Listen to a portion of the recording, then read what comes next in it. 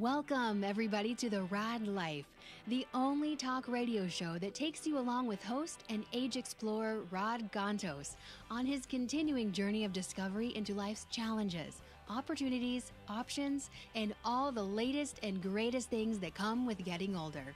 The Raad Life is brought to you this week by Your Home for a Lifetime, a company dedicated to empowering you to stay safely, independently, and comfortably in your own home. And now here is your host, Rad Gantos. Good afternoon, everybody. I've got a full house here today, and I am actually thrilled. I've known these guys, well, not long enough to basically not have them in the studio, right? But I've known them long enough to basically be really happy to see them today. And I haven't seen either one of you guys in a while in person. And interestingly enough, the topic we're going to be talking about is technology and new media. So I'm up to date on, and I think maybe vice versa on both of you from social media, but we haven't sat across the table from one another in years. So happy to have both of you guys here today. Thank you. Thanks. And before we proceed, I just want to remind everybody that if you are listening to us on octalkradio.net, you can also see us and listen to us on the YouTube station for OC Talk Radio, as well as the Facebook page. And if you would like to call and ask these gentlemen any questions, or basically just rant at me or whatever, or Paul, what number should they call, Paul? The number is 949-330-7761. 949-330-7761. Operators standing by. If I don't do that for him, he doesn't get a chance to say operators standing by, and then he's just down for the rest of the show. So we try to get that out of the way. So I want to introduce my guests. I feel like with you guys, it's like the new David Letterman show. You know? No beard. Well, I got the beard. It's just not as big as him. He's going for that Amish look. But you know, it's the new David Letterman show that says, you know, my next guest needs no introduction. Well, these two guests really, for the senior industry, don't really need any introduction. But I'm going to introduce them anyway, right? So I got John Owings in front of me. John, say hi. Hello. Okay, that's pretty much John right there. And then Ryan Malone sitting next to me here. And Ryan, say hello. Hey, how's everybody doing? There you go. That's right.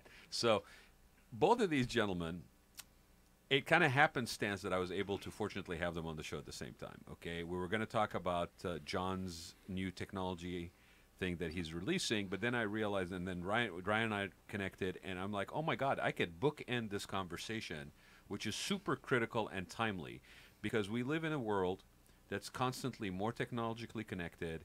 Information is disseminated electronically. The format of information isn't even run on text sites anymore. It's video content. It's short blasts of stuff. You know, it used to be 1,800 words or less. Now it's like, give me 300 words, and I'm going to cut out some of them because I want to put a picture in there, right? So the world is changing completely. And part of this show, actually, we've been doing this for 3 years, is I think it has resonated because the world around us has changed. And that is not limited to the youth. It is definitely also something that is being experienced in the senior industry, whether it's on the delivery of services side, whether it's on the end user side. You know, how do you keep up with some stuff? On the monitoring side, if you've got somebody in a facility, there's both in-room electronics that basically monitor depending on the level of care. There's also, reporting back from sort of the caregivers, whether it's an in-home situation or in a facility, going back to that person that was basically who admitted a parent or somebody into that facility. So the connectivity is really great. But interestingly enough, as much as that is happening sort of on the periphery, and I warned both of you guys, I'm going to say this, the industry in general is old in its thinking. Okay, it's aged in its approach. And I don't know whether I've been saying this for as long as I've known both of you. You know, was it 2008 when I became certified aging in place? That, oh my God, you know, soon we will transition. Soon we're going to basically get into that, into that space, right? And that's not the case, right? And I don't know whether it's just, I saw this a little bit in hospitality, where the administrative component or the corporate component was still manned by people that were old school, and that we still have those gatekeepers in the industry. The point is, eventually we are going to adapt more of this technology, more of this access, this convenience components that are provisioned, right? So I want to start off with a little bit of history. Okay, when I first met you guys, and like again, let's say it's 2008, which I cannot believe that's 10 years ago. That's a decade ago, right? Ryan, and I don't know how we ended up meeting, other than maybe you were putting stuff out, and I was kind of hungry for information, and I came across your website, Inside Elder Care, which is still up. It is, yeah. Yeah. I think we met at a happy hour, actually. Oh, we met at a happy hour? Yeah. Okay, so my story was a little bit more credible, though. This happy hour thing is... Okay, so we met at a happy hour, and then he told me about, hey, I have this website. It's called Inside Elder Care. That was really a horrible pickup line, right? Or any kind of introduction, right? Let's break the ice talking about seniors.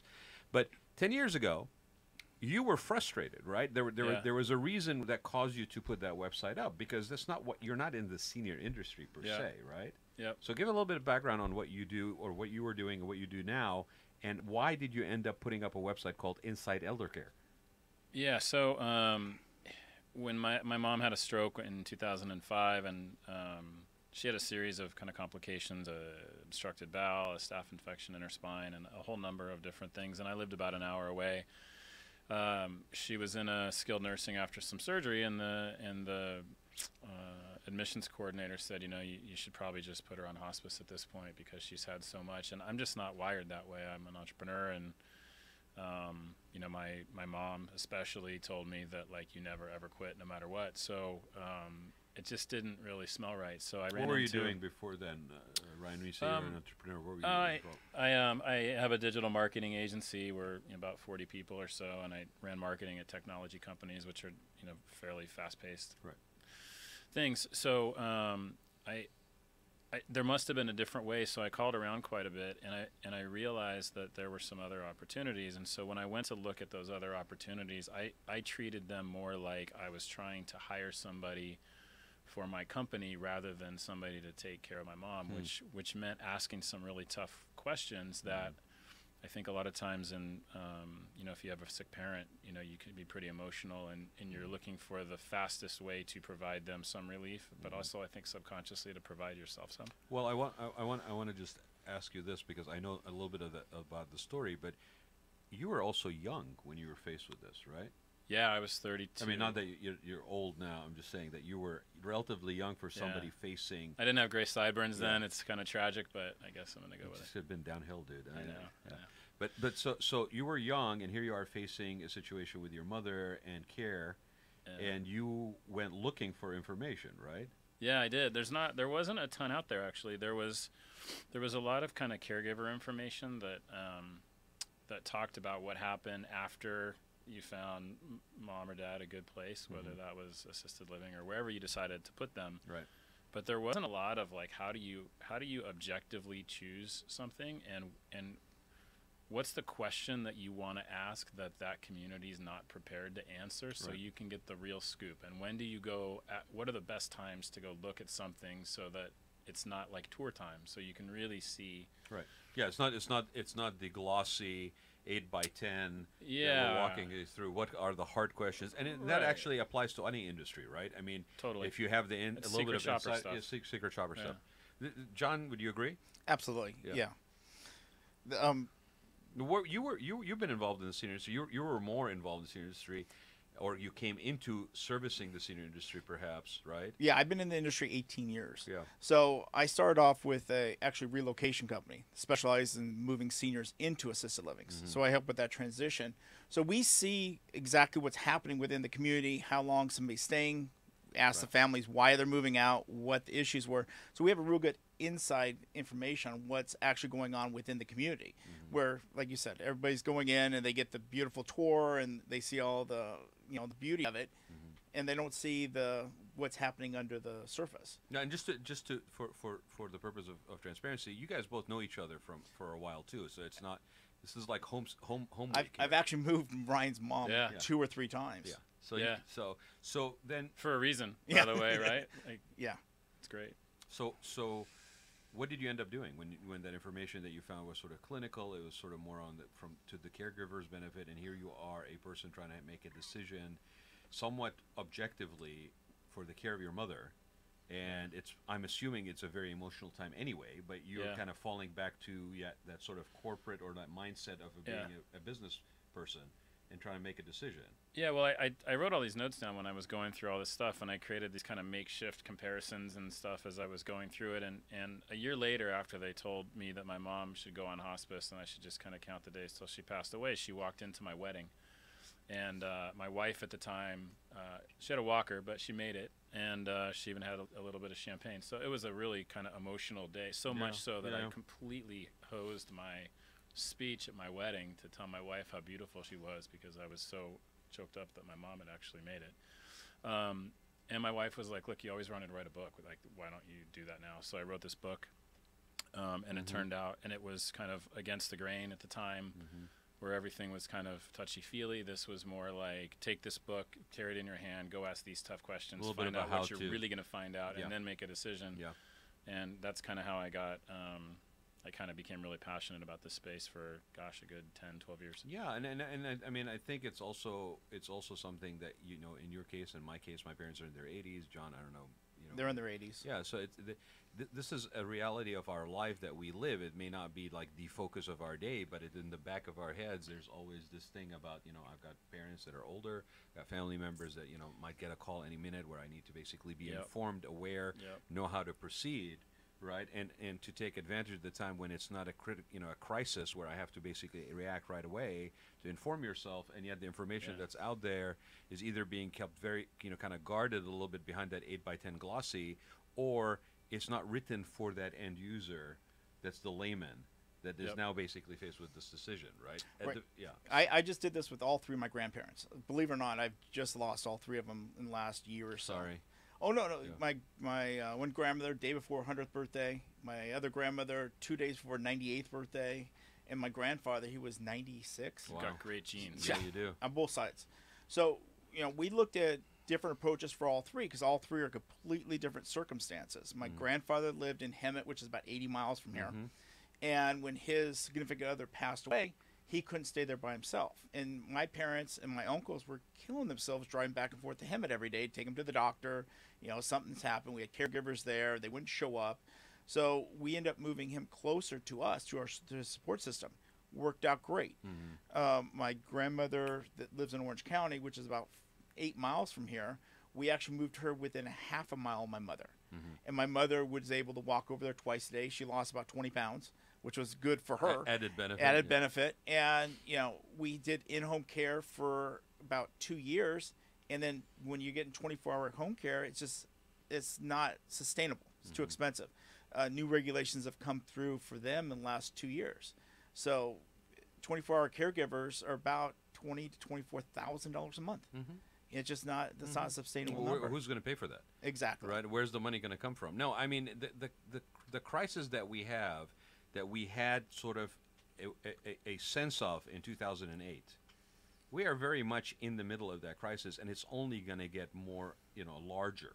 The population that's going to need services larger. The way to fund and pay for it is getting bigger. You know, the resources are more scarce.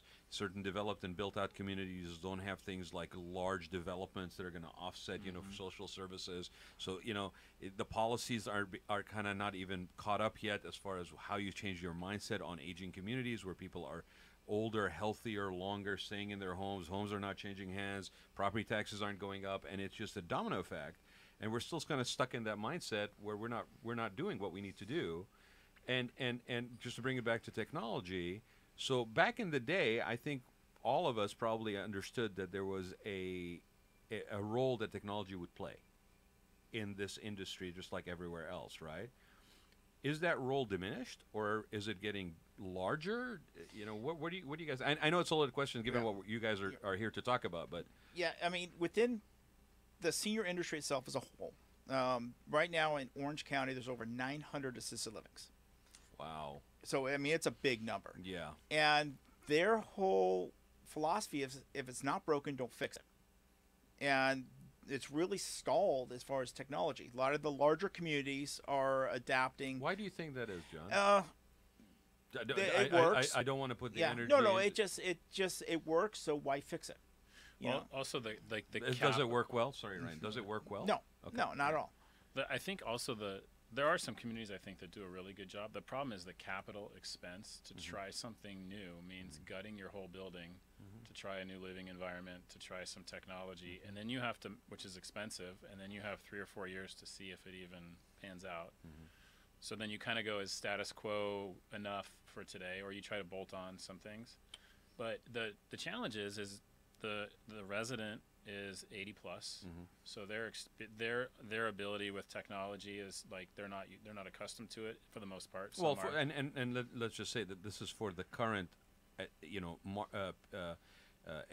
guest or person that's living in there. I mean, you will be having a wave of people that are coming into there, to where technology is not as far an issue to them. Yeah, but how do you build that in a way, because you can't light switch the transition, right? Slowly, people are going to become technology savvy as they get there. Right. But you can't. But when do you make that decision, right? Do you decide that in 5 years that shift's going to happen, and now I'm going to build it, or do you wait because it always just kind of creeps along, and then everybody has a phone or an iPad or something that you don't have take to. that technology out. Take the word senior living out of it, or senior industry out of it, and tell me if that isn't exactly the same conversation that every industry has.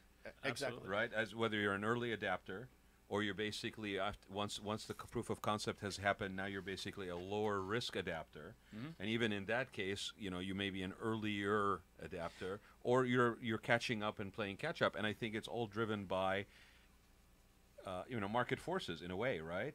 And so in this particular case, since the money is all coming mostly out of savings, we all agree that it's pretty much coming out of savings, right? Sadly or not, but that's the way it is. So then if a facility in a particular market that can basically demand a certain price for certain services actually provides that as amenities, the other people that are not providing those other amenities are going to either have to underprice themselves in order to compete and bring people in, or they're going to have to step to the bar. And I'm not saying that we're there, but we're closer to that critical mass, I think, than we were. Yeah, and there are a few buildings that are implementing iPads into their. You walk in the door, you get an iPad, has all the daily activities, all the information on it, but they're so far in between that it's not really making a huge impact as of right now. And why do I need an iPad if I've got a cell phone? Are those mostly independent? No, living? assisted livings. Oh wow. Yeah, they're hybrids. They have assisted, independent, and dementia care. So you're generally 3 levels of care. They're newer buildings. Orange County has 5 new ones opening up by 2019. Well, 900 facilities. I mean, tell me one other industry that has 900 locations in Orange County. I mean, that's a huge. I wish it was In-N-Out because it's too far away, to be honest with you. But Okay, make a note, Paul. Next time Ryan's in the office, we got to bring him in and out for lunch. Got it. But we got the Irish whiskey for him here. He hasn't reached for it though yet. there we go. So Short arms. yeah, we're still early in the show, but so with that money facilities, I mean, we jokingly, not jokingly, we say, and I don't know other than one article that I keep referring to, that Orange County has the highest concentration of seniors per capita in the country. It's not Correct. Florida. And in South County, it's the largest concentration in Orange County. And now you're telling me 900 facilities in Orange County. I mean, that's like, if you think about a franchise outlets, I mean, 900 business centers for one industry. That's like, are we pretty close? I mean, I don't think Starbucks has 900 locations in Orange County. No, Right. it's a huge number. A lot of them are independently run. They're little boarding cares, six beds, and the sheer number is just astronomical. And that's really where everything's come a little bit short, because how do you find these guys? And it's not enough, by the way, because if you start adding beds and heads on beds, it's not enough for the demand. I mean, we're throwing around 900 facilities as a number, and yes, it's 6 beds or less in many cases, but there's some larger ones. But it's not enough. No. For the population that is really going to need that. In 2020, there'll be more people over the age of 65 than under the age of 65 in Orange County. Wow. It's a huge number. Yeah, let that sink in for a minute, right? And I was everything, just doing the math to see if I was in the bucket. and everything that all the ramifications that come from that, right? Yep. Everything you touch, everything that's pitched to you, everything you listen to, all the interaction in public spaces. I mean, if that's the reality, wow. Paul, you had a question. I did. As I listened to this, my own story. I've got a 93-year-old aunt who trying to figure out what to do with her here. She doesn't have any kids. She doesn't have any house. She doesn't have any savings. What's the average price for an assisted living facility, average, in Orange County? And my second question is, because I knew you were going to tell me a shocking number, what about the lot of people, like my aunt, who can't afford that? Orange County, for a nice facility, shared room, you're looking at about $3,500 a month. Yep. There is some programs if she was a vet or if her husband was a vet. There is what's called aid and attendance available to them, which helps offset that quite a bit. Yeah, she wasn't. Yeah, was her husband? No, she never got married. Okay. Never married. Literally has $10,000 in the bank. Makes earns $2,500 a month from a little tiny pension and Social Security. No house, no vet, no nothing. Can't find her anyplace. Yeah, I mean. So note to everybody listening that is of marrying age, marry a vet. Yeah. Okay. Yeah, right, exactly. Yeah, just go find a vet and marry him. No, I mean, I think this is a real problem that's not being addressed. Everybody, there's a growth in this population. There's an explosion in services, but it's only for the people who have saved money or who have a house that they can cash in. If you don't, you're out of luck. Oh, absolutely. We're doing a lot of business in North San Diego County. Oceanside specifically has some really good places. San Bernardino, Hemet, but nothing within the Orange County realm. Orange County, if you're a $2,500 budget, you're looking at a pretty low-end facility. Not that they're bad. They're just, it's all price-driven by the house. So why is this assumption that everybody's going to have 35, 40, I mean, it starts at 35. Mm-hmm. We look at places 45, 55, 65, particularly if you've got Alzheimer's. That's not full service. No. I've got places that are $9,000 a month, and you give them $1 million to move in. You write them a check for that. So how many of us are going to be able to do that? That's the big question.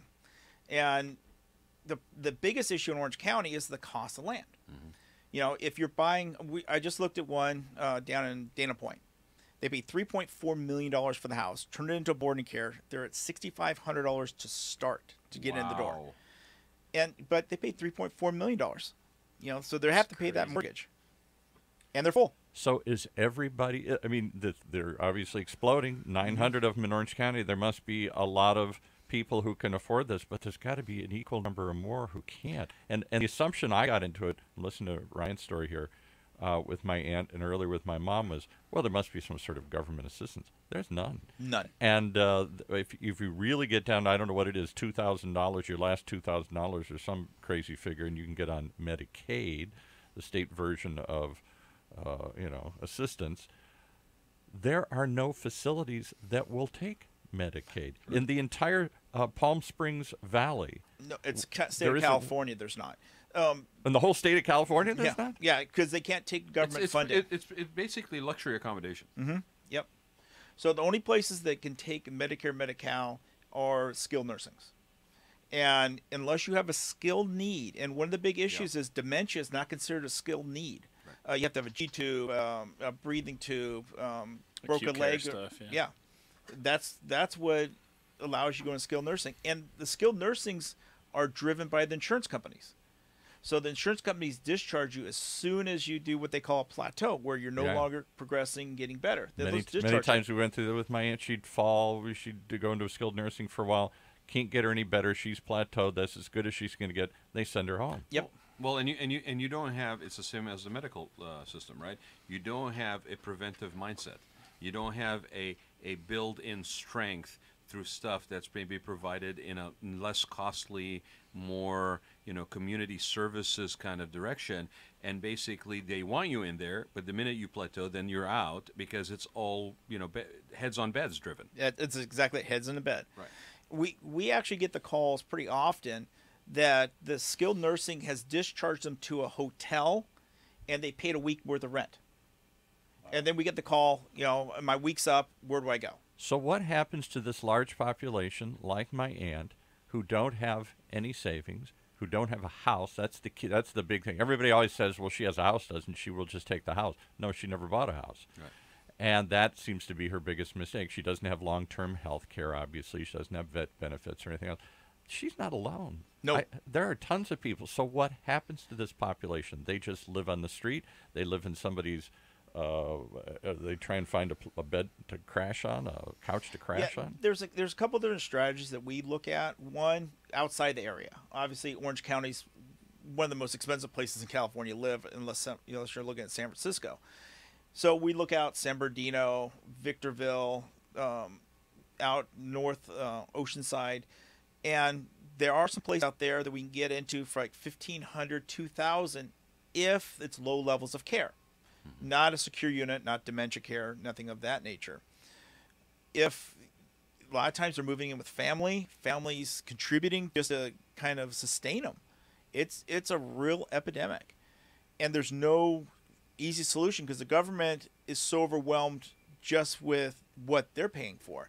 There was a program that came out that's ALWP, Assisted Living Waiver Program, and it was a pilot program, and basically it was the government paid for assisted living if it's a care need that can be managed within assisted living that's a skilled need. They would discharge them as 5 different levels of care. So explain all that mumbly. Okay, so basically if you're in a skilled nursing and you had to go through rehab, they would discharge you with the ALWP program, and the government instead of paying the skilled nursing, which is $320 a day on average, they would pay that towards assisted living, and they pay like $180 a day. And then you were able to stay within the assisted living, and then the government paid directly to the program, and you had to qualify for the program. Problem Assuming that doesn't get cut out of a budget. Well, it already maxed out. Yeah. It maxed out within 6 months. Yeah. And there's 8,000 people on the wait list to get into that program. So, I mean, it was a great program, and it actually saved the government a lot of money in the long term, but it maxed itself out. So for everybody else listening, my aunt, I guess, is just one of that tough luck, and I think there's a lot of more and more tough luck people. But even us, okay, so we got our house, and the house has gone up dramatically in value, and I think, okay, I'm 85, 90, I've got some problem, I'll just flip the house, and that's how I will survive. Who knows what the cost will be 10, 20 years? Exactly. Who knows that the value of your home, even though it's in a high affluent part of the country that can garner high prices for property, actually has not been outstripped by the price of care. Yep. It could easily happen. The issue is that, there is no solution. That's why I think everybody's so uncomfortable in this conversation, is that the system is really designed to either die or live healthily, but not anywhere in between. Right. Exactly. And so there is not really a clean option for those people, short of moving somewhere that then you're so detached from your the support network, which is almost worse, because I read somewhere that something like 30% of people in some type of residential care get one visitor a year. Wow. Like one visit. So, well, if you're packing them off to North Dakota or Hemet or someplace where it's hours away here. Well, also realize that when they build these facilities, they're building them not necessarily for the person who's going to be housed in there. They're building them for the convenience of the family member that is now going to be asked to spend the pretty penny at the high market rate to basically assuage their guilt of being too far away from that person that's housed in that facility. So when you put it, because the draw usually is between 15 to 20-minute drive. So if you're putting in a facility in where did you say, Dana Point? Dana Point. Okay, that means that it's for the benefit of everybody, let's say as high as Mission Viejo maybe, and south San Clemente, maybe Oceanside maybe, but it's a little too far, and then up to maybe Newport. Right. Okay, because that's who you are marketing to. And so when you're marketing that person, you're marketing them and you're charging them top price for the convenience of having their loved one closer by. Otherwise, you put somebody who whose family lives in Dana Point in Hemet, you might as well just put them in solitary confinement. I mean, at that point, it's like we'll get to you when we can, but we all lead busy lives. A lot of times we use that example of it's primary caregiver or a person who's making these decisions is a daughter that's in her 40s, early 50s maybe, has a family, holds a job, has kids. That and now is taking care of a parent, for example, surviving parents. So all those demands, all those pressures on the family, and yet the system is just is on the delivery side is happy to just keep doing exactly they've been doing. I got another question for Ryan. One of the things that I'm very angry about this whole thing, because I was shocked first with my mom, then my dad, now my aunt. Are you mad as hell and you're not getting to I just tell you what, and I just don't know why people aren't shouting this from the highest rooftop, because we're all headed there.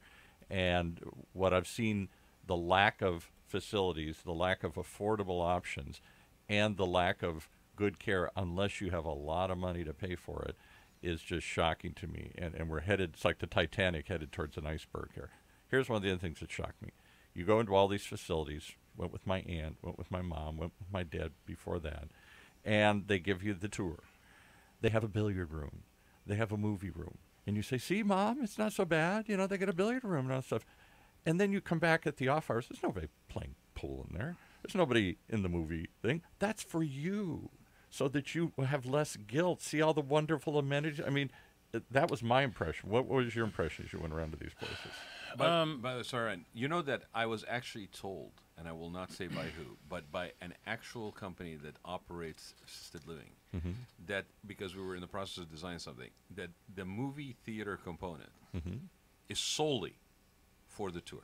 Yes, solely for the tour, so you don't feel so guilty. You're not putting them in a bed. Look, it's a wonderful place. It has this wonderful lifestyle. No, it doesn't. Nobody, they're, by nature of the fact that they need assistance, they're not going to go use any of those amenities. That's for you, not for them. What they've done recently is they started really marketing to the independent seniors. That's the really, when those amenities start coming into play. I've got some communities that use their theaters and their, but they're high end. Well, it's a high density Del Webb, and that's independent living. Independent People who living. are still capable of wandering around and doing this. That I get.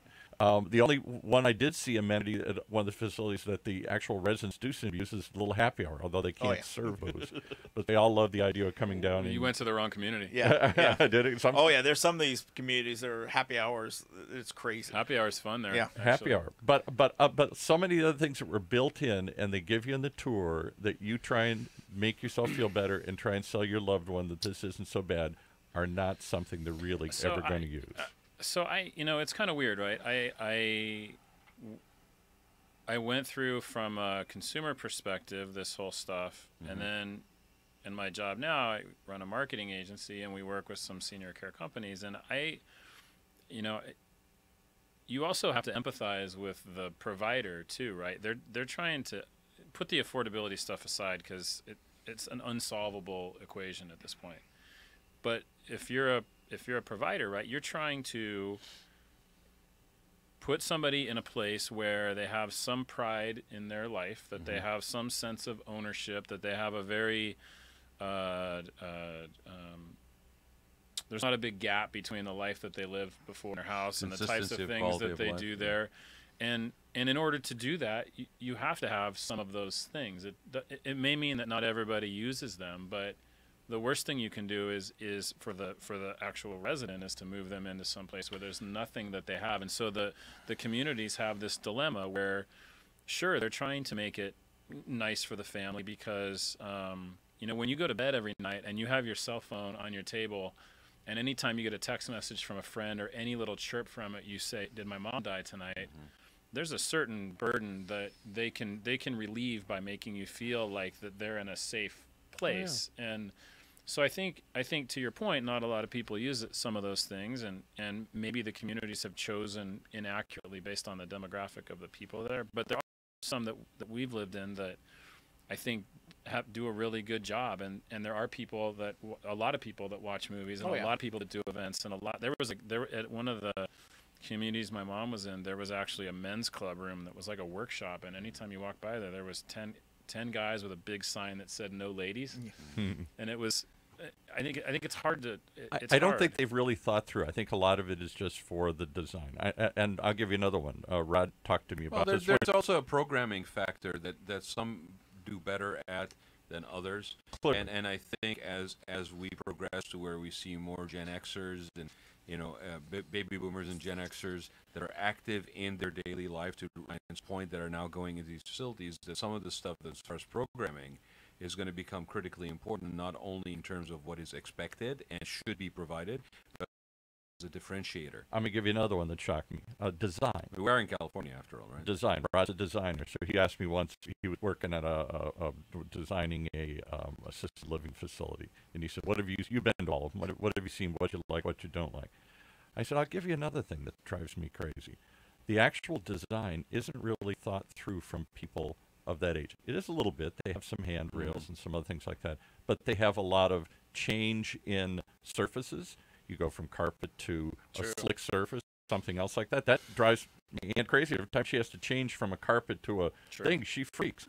or a very busy surface, very busy carpet, Lighting. you know, the Lighting. lighting and yeah. Another one. We went to Like one other- facility, and they wanted to put her on the second floor, and she walks with a walker, with struggles, but she walks around with a walker. The elevator closed so darn fast, she couldn't cross that threshold into the elevator Yeah. fast enough before the thing started closing on her. And I thought to myself, didn't some of these issues? The usability of the space. It's pretty, it's all bright, it's all white. I guess that's supposed to give it an antiseptic and an easily clean thing. But lighting changes, surface changes, they're not really But designed for the... I'll tell you again, from a designer perspective, I've seen where those same challenges, those same opportunities missed, inappropriate design, if you will, occur in hospitality all over the place. Well, I mean, yeah, hotels. right, You know, yeah. if your business model is maximize the buildable space where you have a lot of rooms, you're not going to put in a lot of spaces that are social gathering. You're not putting in a lot of spaces that are amenity driven, right? You know, you're not paying $3,000 on a hotel room a night, but there are ones that you're paying $400 or $500 versus you could pay $60, right? So I think there's a place in the market for all that. The unfortunate thing for me is when you're a guest at a hotel, you have a lot of independence in making a choice. When you get to the point where now we're dealing with the senior community and we're dealing with basically conveniences for people that are caring as far as family members and housing people that are vulnerable population, that's when the conversation changes. That's when it becomes a moral conversation as well, not just business conversation. But no, I empathize with the people that are on the service delivery side too, right? I mean, you know, if you're building a facility to accommodate people in South Orange County and you're building it there's a certain price point that you have to meet, otherwise you're out of business. And unless you're a nonprofit or a church-based thing where you're basically getting support to lose money providing the service, or if you're, you know, a civic, and I think this is where there's an opportunity. If we can get people at the city, municipal level, on the county level, to think past this point and have a sort of nonprofit, for-profit partnership with some of these companies, and it's starting to happen a little bit, but on the daycare side of it versus. Well, there are some facilities. Westminster, there's one that actually the city of Westminster requires them to have 8 low-income rooms in the building. Out of how many rooms, though? I think it's 144. Oh my God, that's so generous. Well, Sorry, the city of Cerritos actually donated land to another facility to keep it as low income, so land's paid for. Yeah. There I are. mean, I'm sorry, I'm being No. jaded here, but that's what I get to do as a host. No. To be jaded is You're good at it. I'm good at it. Thank you Yeah. very much. It really works hard. It's all this is great, but really, okay, it's almost like I'm almost saying like we're going to build affordable housing, and then somebody goes, well, in lieu of, here's a check. Yeah. And now basically I don't have to provide that. To have 8 rooms in a building of over 100 that are low income in Westminster. Yeah. Yeah. Well, I mean, it's all Great. It's better than one, but it's. Well, I mean, it's like anything else. It's business. These guys need to make money, and that's where I think where a lot of people miss the point is they've got their costs, they've got their overhead, and they've got to make money, and that's why more expensive areas, Florida Del Mar, is way more money housing than say Santa Ana. So let me ask the other question. We've tried to touch on this a couple of times, but haven't really found too many good answers for it. Give me some other alternatives. For example, Jeff Bezos and Amazon and Berkshire Hathaway are partnering together.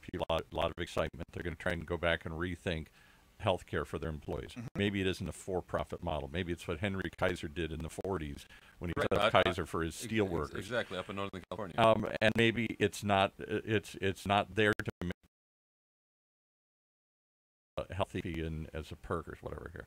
Is there any place in the country where people are trying to come up with other models for senior care? We're going to live longer than we've ever thought. Well, there are organizations that do that. Masonics have their own assisted living. Right. And they take care of their own. PEOs, they have their own assisted living. They take care of their own. So there are organizations. What are PEOs? I don't know. PEO is a philanthropic educational organization, and it's an all-women's organization. They're fantastic.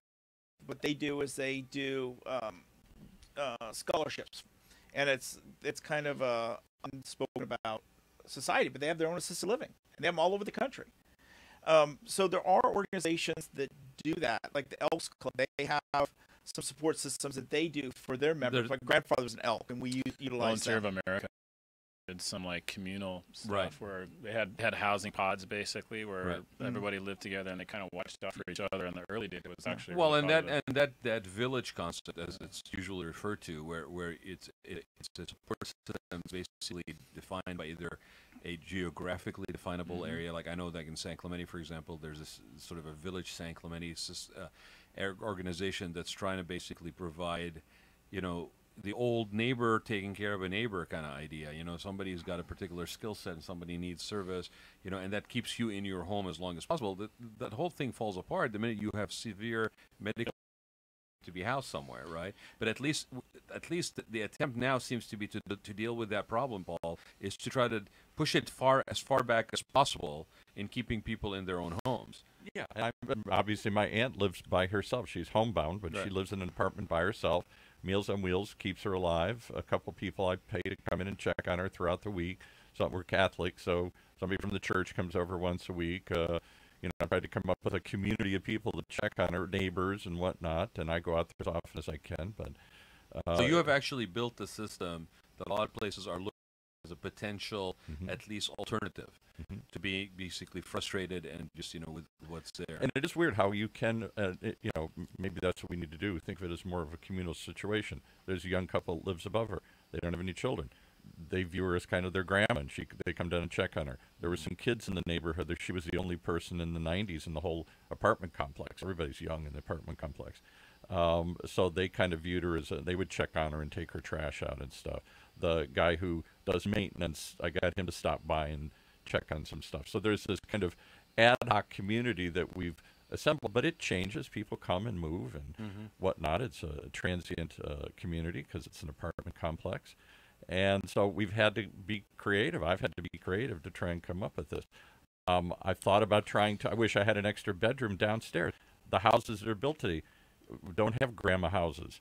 You know, I have a bedroom upstairs, but she can't walk up down the stairs. Although, to be fair to some cities now, they have basically instituted policy to allow for that. I've heard easier, that. and I think it's again trying to face the demand that's there. You know, like you got a 3-car garage. It used to be, heck no, you're not going to turn any of that into a livable space, and now some of the cities are actually willing to look at one of those being converted. Amen. I wish we could do that, and I wish we could retrofit our house and do that. So We actually bought a house in order for my in-laws to move in with us. See, there you go. well, you know. we say this all the time that when it comes to everybody talks about it, scaling down, you know, shrinking Right. their footprint. 25% of sales to baby boomers in real estate are actually to larger homes. Yeah. Because they basically are acting as second homes for their grandkids, and then possibly also Right. taking care Yeah. of that We went from 1,600 square feet to almost 4,000.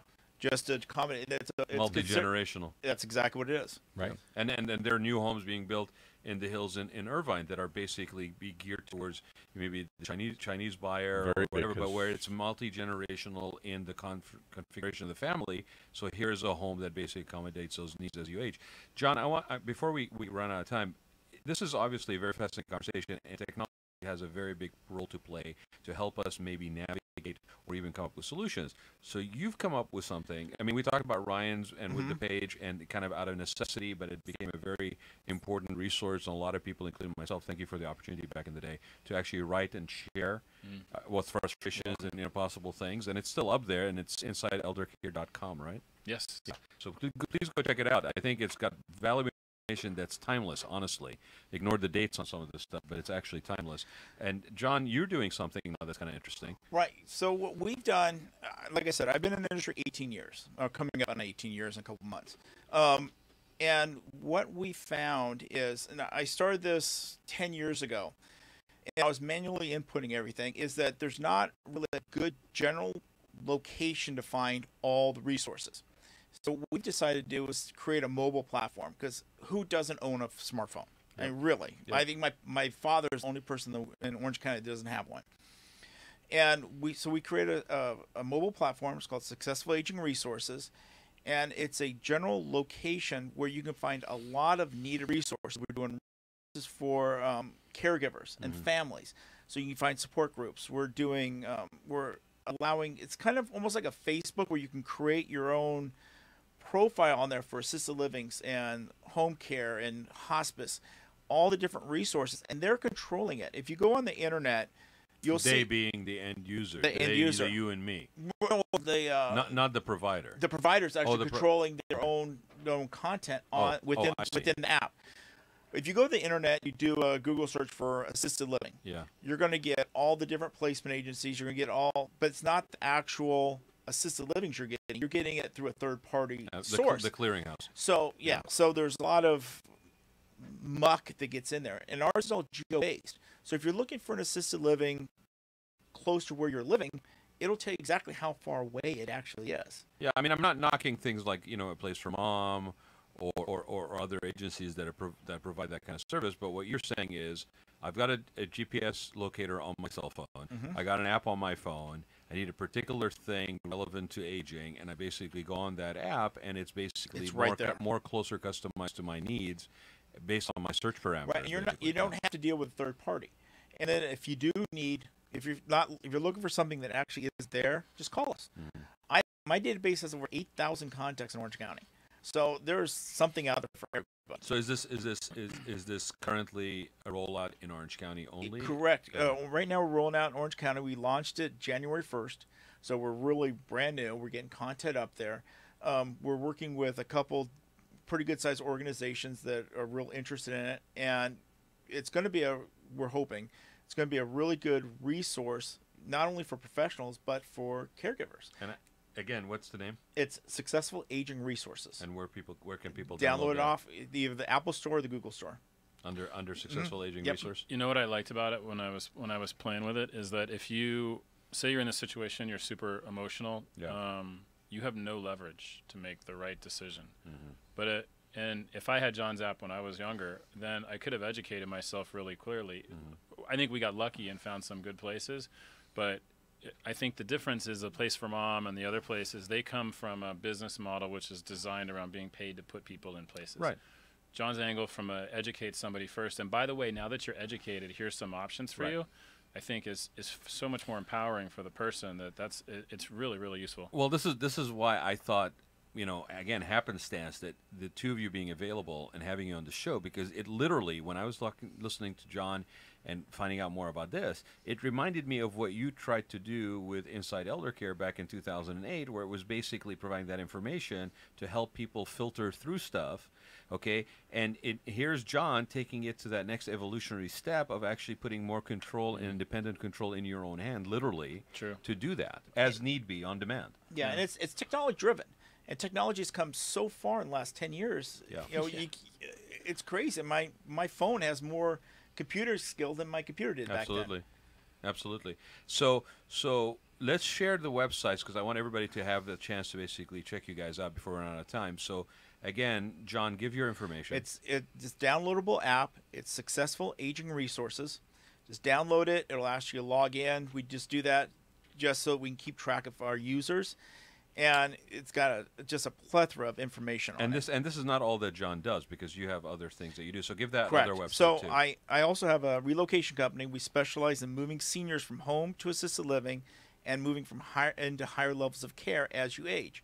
So with that, we generally touch somebody 3 to 4 times, throughout the aging process. I moved Ryan's mom, 3 times? 3 times. And what's the website? It's helpinghands-online.com. Again, very much a pillar, I would say, in the senior community in Orange County for sure, and very highly regarded. recommended. For Absolutely. Sure. And here you go. There's a recommendation.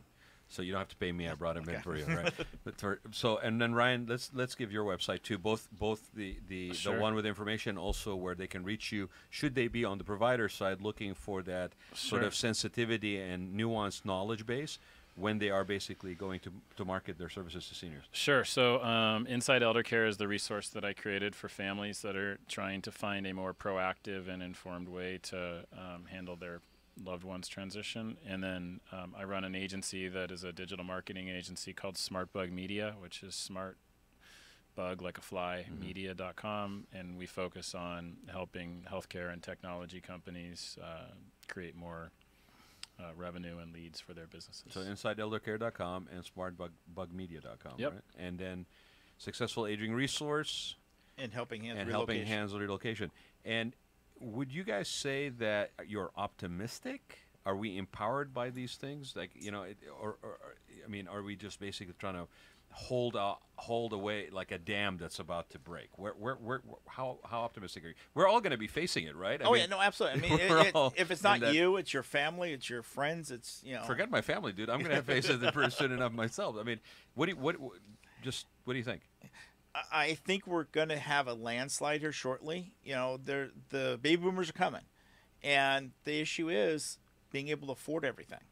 That's really the biggest issue because I couldn't afford $6,000 a month if I had to move into assisted living. I physically couldn't afford it at this point. You know what I find fascinating is a lot of politicians, until this last couple of election cycles, a lot of politicians that we have, both on the municipal level and higher, right, are either Gen Xers or boomers themselves.